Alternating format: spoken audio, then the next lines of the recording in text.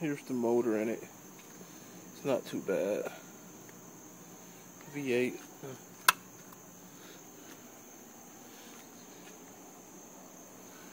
I cleaned up everything.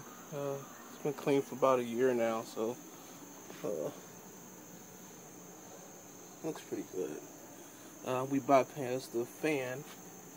If you look down here, and put an electric fan in because, as you know, with BMWs, they ride on the water pump, which is not too good.